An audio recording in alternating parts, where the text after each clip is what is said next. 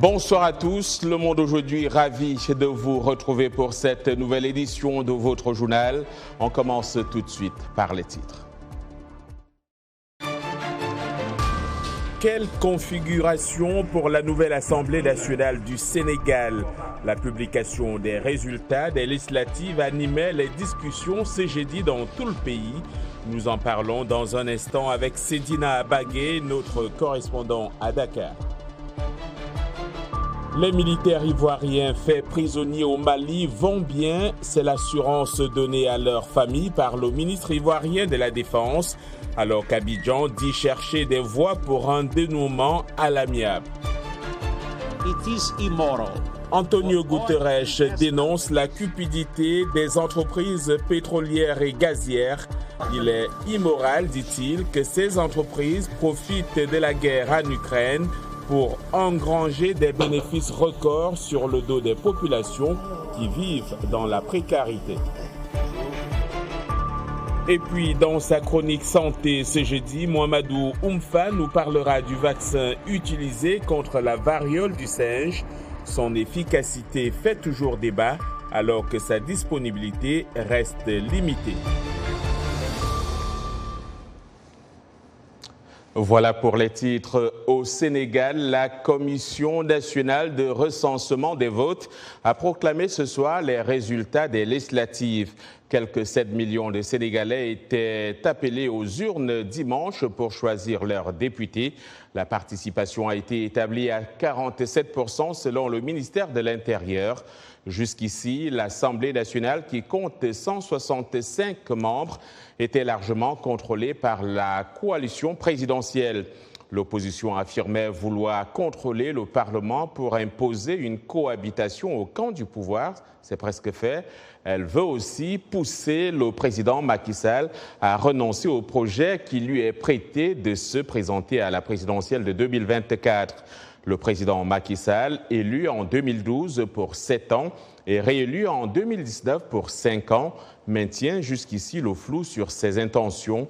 Il a promis de nommer un Premier ministre au sein de la formation victorieuse de ces élections. Pour développer cette actualité, retrouvons tout de suite notre correspondant à Dakar, Sedina Abagué. Bonsoir. Bonsoir, John.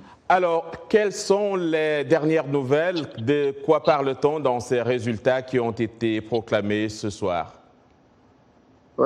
Comme tu l'as dit dans ton lancement, c'était très attendu et il y a eu une guerre des chiffres entre la coalition au pouvoir et l'opposition, mais finalement, la Commission nationale de recensement des votes a établi les résultats provisoires. Et il faut retenir que les résultats définitifs vont être prononcés par le Conseil constitutionnel, mais les résultats provisoires de la Commission nationale de recensement des votes s'établissent comme suit. D'abord, le taux de participation, il n'atteint pas les 50%. Les 47% annoncés sont frôlés de peu parce qu'on est à 46,64% de votants sur les plus de 7 millions d'inscrits. Donc, à peine 3 200 000 ont voté. Et sur ce nombre-là, la coalition au pouvoir, Benno Bokk Yakaar, est arrivée en tête avec 1 518 137 voix, soit au nombre de sièges majoritaires et proportionnels, 82 sièges à l'Assemblée. La coalition Yewwi Askan Wi se retrouve avec 56 sièges, 39 au scrutin majoritaire et 17 au scrutin proportionnel. La coalition Yewwi Askan Wi, il faut le dire, est la coalition dont fait partie Ousmane Sonko, l'un des principaux opposants du pays. Ensuite, il y a la coalition Wallu Sénégal, dirigée par l'ancien président Abdoulaye Wade, qui se retrouve avec 16 sièges au scrutin majoritaire et 8 au scrutin proportionnel, ce qui lui fait un total de 24 sièges. Les trois coalitions qui se partagent les 3 sièges restants sont la coalition Bokk Gis Gis de l'ancien maire de Dakar, Pape Diop, qui est le prédécesseur de Khalifa Sall. Ensuite, il y a la coalition Aar Sénégal et la coalition Les Serviteurs. Ce qu'il faut retenir donc, c'est que pour avoir la majorité, il fallait avoir 83 députés. Le parti au pouvoir qui arrive, la coalition au pouvoir qui arrive en tête. Voilà, on n'a donc pas eu cette totalité pour pouvoir contrôler le Parlement. Alors, on a donc parlé de la cohabitation. La cohabitation parlementaire aura-t-elle finalement lieu, Sedina? Bon, la coalition parlementaire, tout le monde s'y attendait, elle n'aura pas lieu. si on se fie aux chiffres. Même si personne n'a la majorité absolue, il ne manque qu'un député au président Macky Sall pour avoir la majorité absolue. Et pour beaucoup d'observateurs, ce ne sera qu'une question de jours pour lui ou d'heures pour régler ce problème-là. Mais ce qu'il faut retenir, c'est que la majorité large que la coalition au pouvoir avait n'existe plus et qu'elle va devoir, même si elle a une majorité absolue, cohabiter avec l'opposition qui a déjà 80 sièges assurés. Donc, à moins qu'il n'y ait des défections au sein de cette opposition-là, le parti au pouvoir devra composer avec une présence beaucoup plus accrue et beaucoup plus consistante de l'opposition, avec qui la différence n'est que de 2 députés. Alors, rapidement, si vous pouvez, Sedina, est-ce qu'il y aura des réserves d'une partie ou d'une autre? Il y a déjà la coalition Yewwi Askan Wi qui a fait des réserves pour les votes du Grand Nord, qui est un des fiefs du président Macky Sall.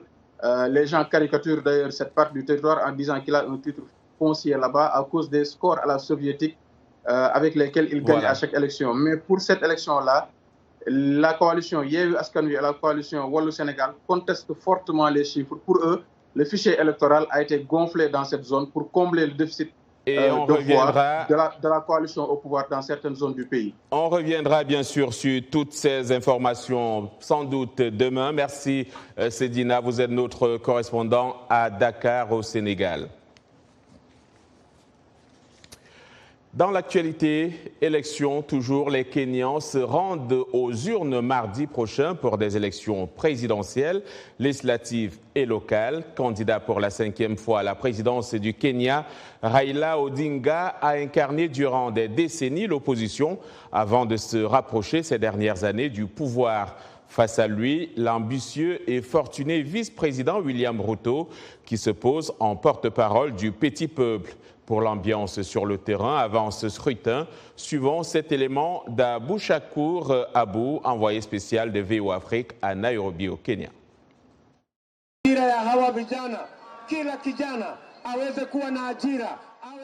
jours avant la fin des campagnes officielles pour les élections de 9 août, les Kenyans ne sont pas encore décidés à qui voter. D'après les sondages de ISPO, Raila Odinga est en tête avec 45% et son rival William Ruto est 41%. Dans le même sondage, il indique que moitié des Kenyans ne sont pas prêts d'aller voter parce qu'ils disent que la situation économique est très mauvaise, ils ne voient pas de raison pour voter, ils ne voient pas de possibilité de changement. Ils demandent des changements radicaux pour voir que les Kenyans doivent développer. Ils parlent beaucoup sur la corruption, ils parlent sur le changement politique et ils demandent changement économique dans ce pays. Beaucoup de Kenyans disent qu'il n'y aura pas de changement après les élections de 9 août. Abdou Shakur Aboud, VOA Afrique, Nairobi, Kenya. Merci Aboud. Sur les 4 candidats qui se présentent à l'élection présidentielle au Kenya donc, la semaine prochaine, 3 dont le favori Raila Odinga ont choisi des femmes comme colistières. L'élection pourrait consacrer de grands changements dans la politique nationale. Mais les femmes politiciennes estiment que leur percée ne sera pas facile. C'est un reportage à Nairobi de Juma Majanga, un récit d'Abdourahmane Dia. C'est du jamais vu au Kenya. 3 des 4 candidats à l'élection présidentielle du 9 août ont des colistières. Le tandem composé de l'ancien Premier ministre Raila Odinga et de Martha Karua, l'ex-ministre de la Justice, est en tête des sondages.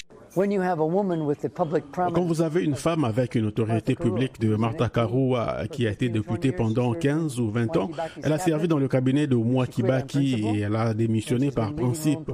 Elle a ensuite dirigé son propre parti politique, NARC Kenya. Je pense que cela a permis aux 2 autres candidats présidentiels de voir que c'était très bien et peut-être même politiquement avantageux d'avoir une femme comme colistière. Justina Wamae se présente avec le candidat à la présidence, George Wajackoyah. Elle a grandi en regardant des femmes au premier plan comme Martha Karua, qui est maintenant sa concurrente. Je suis contente parce que Martha Karua et les autres femmes comme Maman Guilou ont fissuré le plafond de verre. Maintenant, nous l'avons fait sauter, 3 d'entre nous. C'est important. Son parti a élaboré un manifeste sans précédent promettant d'exécuter les personnes reconnues coupables de corruption et de mettre en place une semaine de travail de 4 jours et de légaliser la marijuana. Pendant ce temps, Ruth Mutua se présente avec le candidat du parti Agano, David Wahiga. Certains Kenyans disent que le rôle des femmes est politisé, tandis que d'autres estiment que les femmes sont enfin reconnues pour leur travail dans un domaine dominé par les hommes. Nous avons grandi en nous disant que les hommes sont censés dominer la société. Ils sont censés nous diriger. Mais maintenant que tout le monde reconnaît ce que nous pouvons faire et que l'ouverture nous donne un espace pour nous exprimer et aussi pour aider au leadership, c'est formidable. 2 femmes ont perdu une course à la présidence. Les observateurs affirment que cette élection pourrait permettre pour la première fois qu'une femme occupe le 2e siège le plus important de l'appareil d'État en tant que vice-présidente. La MONUSCO regrette la décision d'expulser son porte-parole, Mathias Gilman, de la République démocratique du Congo. Dans un communiqué, la mission onusienne dit prendre acte de la décision de Kinshasa de demander à un membre de son personnel de quitter le pays. Toutefois, elle dit s'engager à continuer de travailler aux côtés de la population et des autorités congolaises pour mettre en œuvre le mandat qui lui a été confié par le Conseil de sécurité. Et à propos des Nations Unies, mais sur un tout autre front, le secrétaire général Antonio Guterres dénonce la cupidité des grandes entreprises pétrolières et gazières qui réalisent des profits scandaleux grâce à la guerre en Ukraine. Le patron de l'ONU a appelé les gouvernements à les taxer. Suivant. Il est immoral que les entreprises pétrolières et gazières fassent des profits records grâce à cette crise énergétique sur le dos des populations et des communautés les plus pauvres avec un coût massif pour le climat. J'appelle tous les gouvernements à taxer ces profits excessifs et à utiliser ces fonds pour soutenir les plus vulnérables en ces temps difficiles. Et j'exhorte les gens du monde entier à envoyer un message clair à l'industrie des énergies fossiles et à ses financiers. Cette cupidité ridicule punit les plus pauvres et les plus vulnérables tout en détruisant notre seule maison commune, la planète.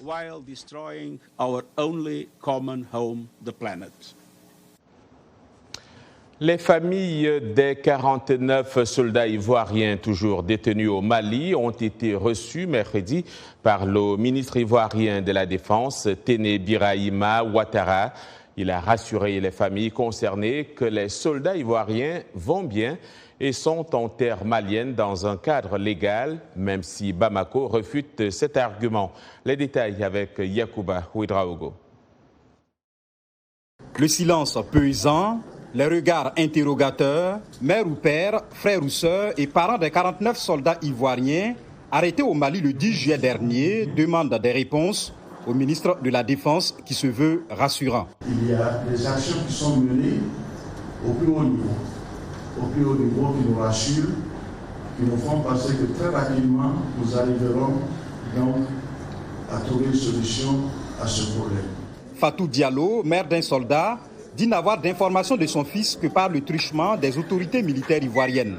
J'avoue que depuis le 10 juillet, on n'a pas de nouvelles de lui, sauf que les informations que l'état-major nous a données, et on est connecté à eux, tout en sachant que nos enfants vont bien et tout, et que ça s'arrête là.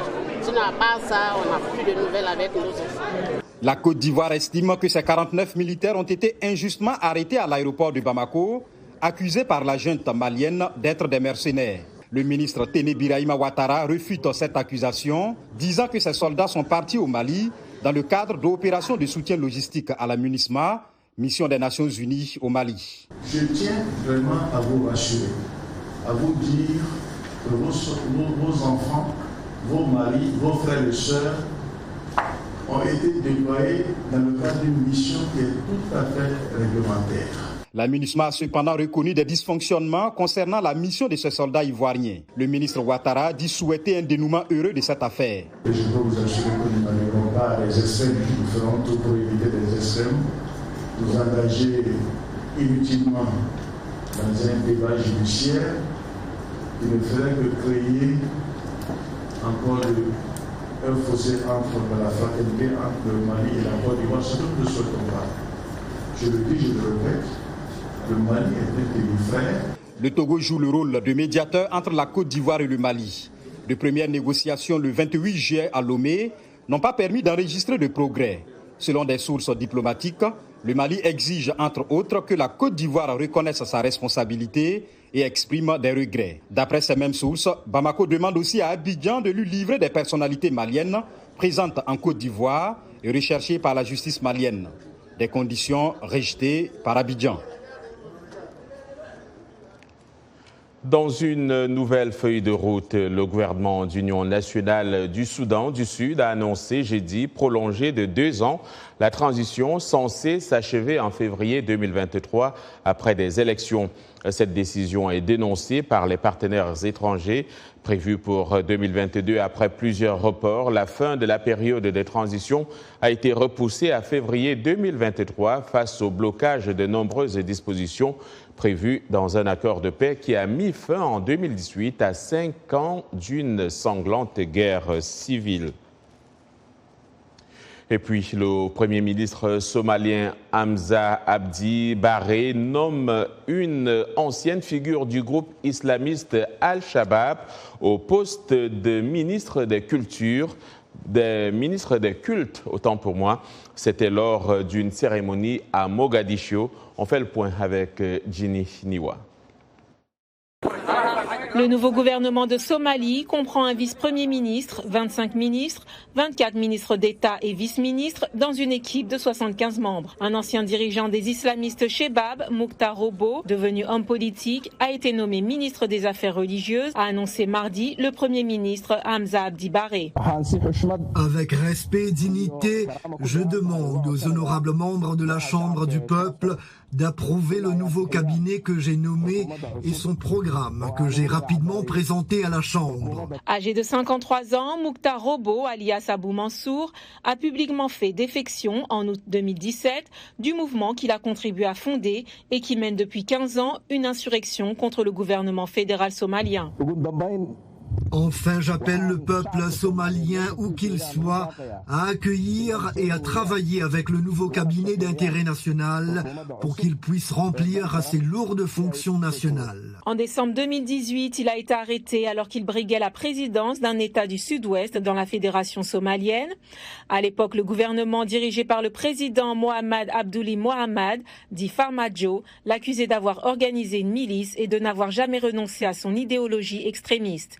Il était depuis en résidence surveillée à Mogadiscio. De nombreux défis attendent ce nouveau gouvernement somalien qui doit encore être approuvé par le Parlement. En proie à une instabilité chronique, la Somalie est confrontée depuis 15 ans à l'insurrection des Shebab qui reste implantée dans de vastes zones rurales. Également dans l'actualité ce soir, la Chine a lancé ce jeudi des exercices militaires d'une ampleur inédite autour de Taïwan. C'était en réponse à la visite de la présidente de la Chambre des représentants, Nancy Pelosi, qui a séjourné sur l'île malgré les menaces de Pékin. Ces manœuvres incluent des tirs de missiles conventionnels selon un porte-parole des forces chinoises.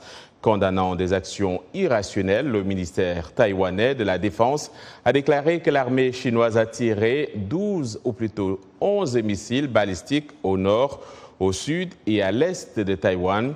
Il n'a pas précisé si ces missiles ont survolé l'île ou non. Pékin a fait savoir que ces exercices devraient s'achever dimanche. Le tribunal de Khimki, près de Moscou, a reconnu la star américaine du basket féminin coupable de possession et de trafic de drogue. Elle a écopé de 9 ans de prison, selon la juge Anna Sonikova. C'est inadmissible et je demande à la Russie de la libérer immédiatement afin qu'elle puisse retrouver sa famille, a réagi le président Joe Biden dans un communiqué. Brittney Griner a été arrêtée en février avec du liquide de vapoteuse à base de cannabis en arrivant à Moscou. La double championne olympique dit avoir apporté cette substance en Russie par erreur et refute tout trafic de stupéfiants. Et vous regardez Le Monde aujourd'hui en direct de Washington DC sur VOA Afrique. N'allez nulle part ailleurs. L'information vous revient dans un instant.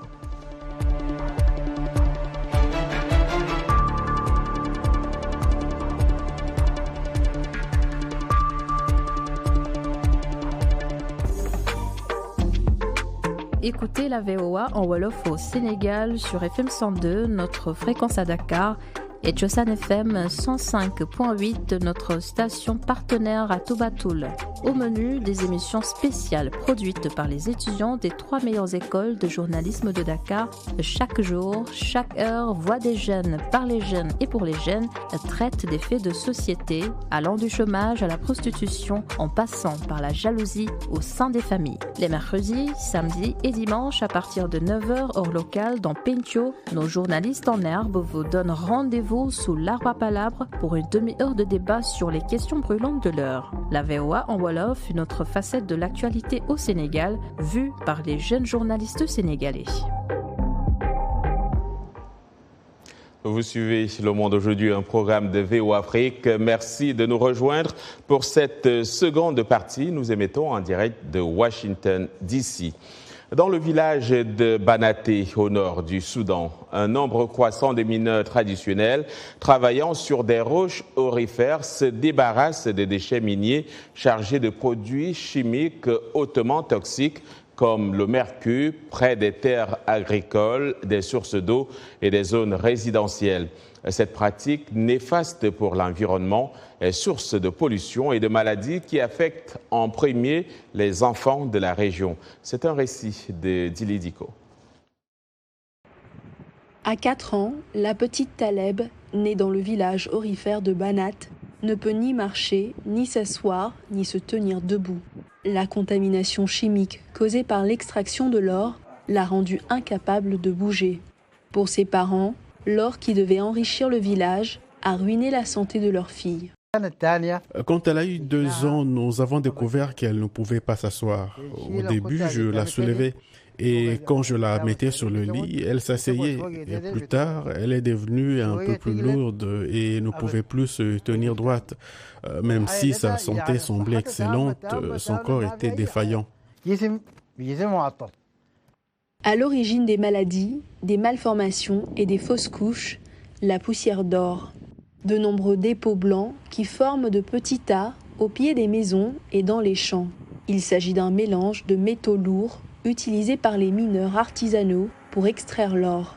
On y trouve du mercure, du cyanure et d'autres agents nocifs pour l'homme, les animaux et l'environnement. Saleh Ali est professeur à l'université Nilen dans la faculté des minéraux et du pétrole. Il explique que l'État est impuissant face à la multiplication des mines artisanales.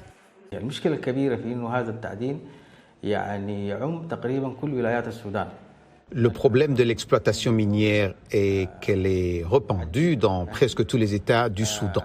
Il y a plus de 2 millions de mineurs artisanaux et l'État n'a malheureusement pas été en mesure de gérer ce secteur et n'a pu mettre fin à son activité. Cela est dû à la ruée vers l'or, car l'or est un métal précieux et cher. Cela pousse les gens à essayer d'en obtenir par tous les moyens. Avec la propagation des résidus miniers, les terres et les corps dans cette région du Soudan sont désormais incrustés d'éléments nocifs. Ali Mohamed Ali est chef de l'association soudanaise pour la protection de l'environnement.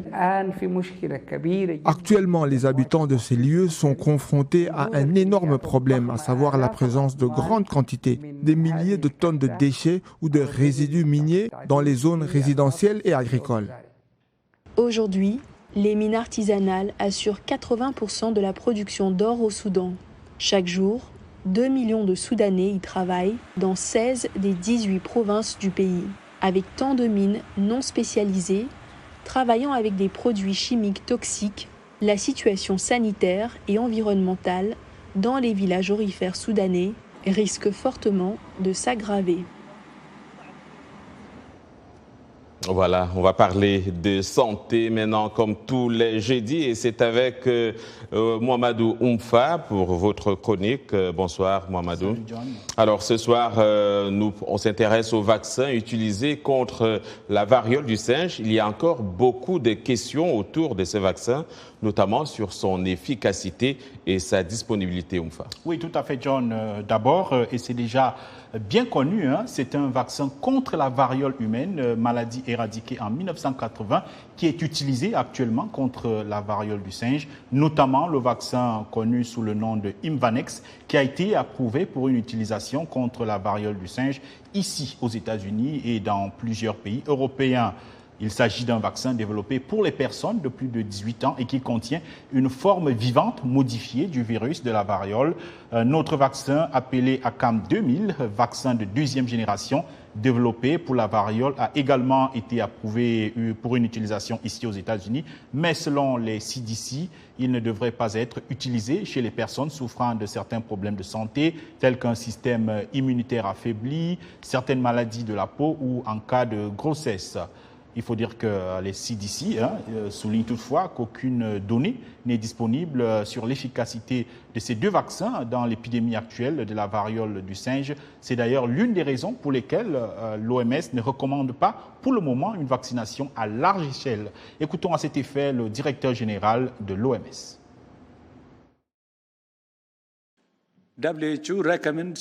L'OMS recommande une vaccination ciblée pour les personnes exposées à une personne atteinte de variole du singe et pour les personnes à haut risque d'exposition, y compris les agents de santé, certains travailleurs de laboratoire et les personnes ayant plusieurs partenaires sexuels. À l'heure actuelle, nous ne recommandons pas la vaccination de masse contre la variole du singe. Alors, Oumfa, parlons précisément donc de l'efficacité et de la disponibilité de ce vaccin contre la rougeole du singe, la variole du singe. Qu'en est-il exactement? Oui, alors, s'il n'y a pas, le directeur général de l'OMS vient de le dire, s'il n'y a pas encore de données à large échelle, des éléments épidémiologiques passés et des tests en laboratoire font anticiper une forte efficacité de ce vaccin. Les experts évoquent aussi le chiffre de 85% se basant sur des études qui datent néanmoins de plusieurs années. Alors, pour ce qui est de la disponibilité, il faut commencer par rappeler que la variole a été éradiquée dans les années 80 et donc la production du vaccin contre cette maladie n'était plus une priorité. Selon l'OMS, il y aurait actuellement 16 millions de doses du vaccin Imvanex, mais plusieurs pays conservent des stocks de sécurité car le virus de la variole est considéré comme une arme bactériologique et le vaccin permet de faire face aux risques bioterroristes, ce qui signifie donc qu'il y a des stocks, mais des stocks qui restent très limités. Alors John, je voudrais rapidement terminer en donnant quelques chiffres les plus récents sur l'épidémie de la variole du singe. Les CDC parlent de 26 208 cas dans 344 pays, dont 87 n'avaient jamais rapporté des cas de la variole du singe, ce qui explique d'ailleurs le caractère inédit de cette épidémie, mais, et c'est assez rassurant, John, seulement une dizaine de décès ont été déclarés à ce jour. Voilà, on continuera donc de suivre cette actualité avec vous. Merci Oumfa et à la prochaine. À jeudi prochain. À jeudi prochain donc. Le Monde aujourd'hui, fin de cette édition. Au nom de toute l'équipe, je vous dis merci de l'avoir suivi. Demain est un autre jour. D'ici là, passez une excellente soirée.